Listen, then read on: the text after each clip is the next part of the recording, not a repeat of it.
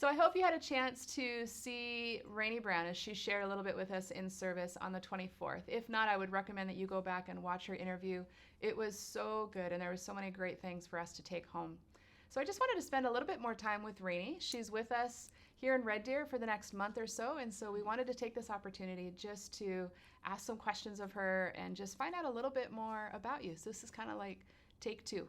So Okay. Raney, I mentioned on stage when I introduced you that you were commissioned by our church 37 years ago. Mm-hmm. That's a big deal. Not a lot of people stick around in cross-cultural ministry for 37 years, and I know you're nowhere near wanting to end. No. So can you tell us a little bit about 37 years ago and then how you got to where you are now? Well, I really felt called to go to Italy, and I prepared for many years for that. And then the Lord led and helped me with all of the steps to get through. And I left for Italy May 1st, 1985. So it was just about 37 years. And I went to a city called Forlì, which is in the north of Italy, and I was there for 10 years.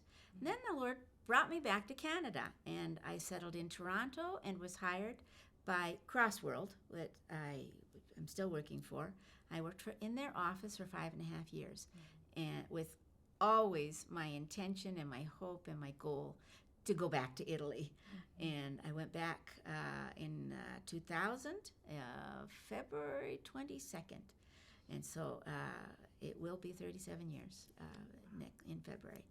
I live in the city of Bergamo, which is further north than I was before, and I'm about an hour from Milano. And I love the Italian people. I love Italy, and I am thrilled to be able to serve there. So true. Every time I hear anything from you, it's about how much you love Italy. And I know I've said this to other people. Whenever you arrive here in Canada, I always hear from you right away. I miss Italy. Yeah, I do. I want to go back. I know you're planning to be back on leaving here December 1st. Yes. What is it you're looking forward to most as you go back to the people that you love? Well, first of all, I just want to see everybody. But as we move out of restrictions, we were already starting to do various evangelistic outreaches, and I want to be a part of that, and I want to see the people in my neighborhood again, and I want to be able to invite them to my home. I want to be able to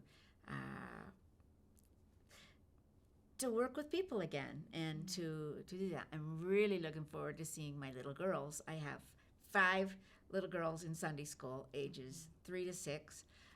They're adorable, and I can hardly wait to get back there and teach them again. They love to sing. They love to be in Sunday school, and I'm really looking forward to that. There's just so many things. Life there. I'm looking forward to being able to go up to the camp again and start to paint and start to do whatever we got to do to get it all ready for when we can do camps. And but mostly I just want to see everybody. I want to see the people there and get back into speaking in Italian again and being there, being with people, because that's what I need to do to be able to share the gospel. That's great. You mentioned the camps, and so for those of the people who maybe were not able to come to your luncheon and hear about that, can you share a little bit about what's happening there and maybe a little bit where it started and where you're hoping it's going? Yeah. Well, there is a Child Evangelism Fellowship worker in Bergamo. His name is Gary Cortez. He's actually from Bolivia, but he started a camp ministry about 7-8 years ago. And initially we were renting a facility, but it wasn't the very best circumstance. And he really feels called to go forward with a camp ministry in our area. So just before COVID, he bought a house up in the mountains, about an hour from the city, and it needs a lot of work before it will be ready for camps. But we're actually hoping to have our first camps this Christmas, just 2 small camps over the holidays.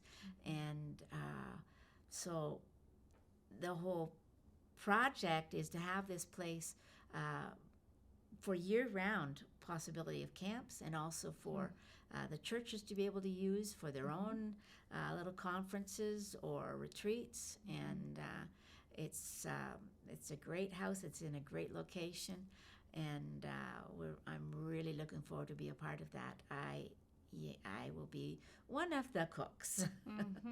He's going to need more than just me because I'm getting older. But his plan is to really go forward with it, and I believe in camps, and I myself was saved at a camp in way back when I was 17 years old, and I really believe in camps, and I'm excited to be a part of it, both the work part of it now and the camp, with the kids later on. That's so great. Thank you for sharing that. Every time I talk with you, I get to learn something new, and today I learned that you were saved at a camp, and that really brings home a lot of why you put so much investment into the camps that you have over the years. Absolutely. That's so great. Thank you so much for sharing that, Raney. Why don't you let us know how we as your church family can be praying for you, especially as you go back to Italy? There are so many things that I think about, but especially that we would be open to finding new ways to share the gospel with people, whatever that may be, whether it be cooking classes or we've even talked about sewing classes, different ways to reach out to our community. Pray for the camp that we would be able to get it up and running for this Christmas, and get the rest of the work done that needs to be done over the course of the next few years. You can pray. We need help. We need help, other people to come in and work with us. Bergamo is a big city, 110,000 people, and there is opportunity, and we need help. Someone especially who could work with our men and walk alongside of them to see them grow into roles of responsibility in the church, and that would be really important. Those are great. I think we can do that. So I just want to encourage everyone to really spend some time praying for Raney. I know it means so much to her and to all the different missionaries that we have interviewed over the months and years, and those that will come up after this, that we continue to pray and lift them up, because it's such an important part that we get to play. And so thanks so much, you guys.